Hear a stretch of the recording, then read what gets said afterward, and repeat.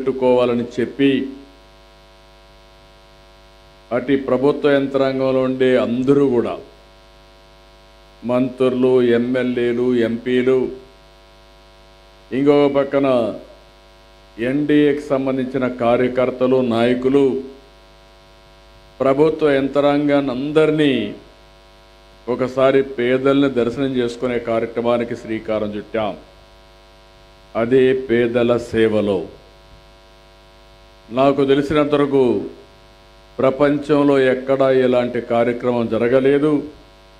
డబ్బులు ఇవ్వడమే కాదు, ఆ డబ్బులు ఇచ్చే సందర్భంలో మొదలు తారీఖు వచ్చిందంటే నిద్ర లేసిన వెంటనే ఎంత తొందరగా మీకు ఆ డబ్బులు ఇవ్వాలనో అంత చేరవేసే విధంగా ముందుకు పోతున్నాం. మొదలు తారీఖు అనగానే కళకళలాడుతున్నాయి గ్రామాలన్నీ. ఆనందంతో ప్రతి ఒక్కరు కూడా సంతోషంగా ఉన్నారు. దానికి కారణం ఈ పింఛన్లే ప్రధాన కారణం అని మరొక్కసారి మీ అందరికీ విజ్ఞప్తి చేస్తున్నా. ఇంకొక పక్క మొన్నటి వరకు మీరు చూస్తే ప్రభుత్వంలో అధికార యంత్రాంగానికి జీతాలు వచ్చేటివి కాదు, రిటైర్డ్ ఉద్యోగస్తులకి పింఛన్లు వచ్చేటివి కాదు. ఎప్పుడు వస్తాయో ఎవరికి తెలియదు. వాళ్ళంతా కూడా జీతాలపైనే ఆధారపడతారు. అలాంటి జీతాలు రాకపోతే ఎన్ని ఇబ్బందులు ఉంటాయో అక్కడి నుంచి చాలా ఇబ్బందులు పడే పరిస్థితి.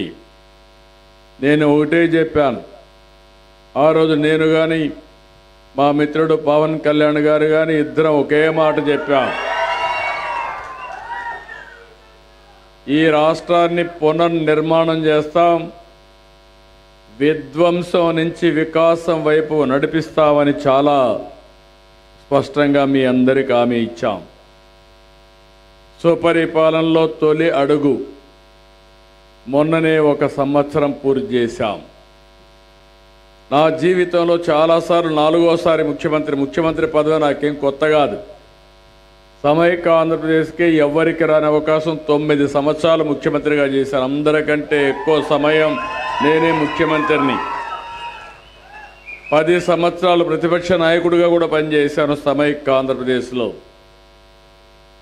కానీ మొన్న జరిగిన విధ్వంసం నా జీవితంలో నేను ఎప్పుడూ చూడలేదు.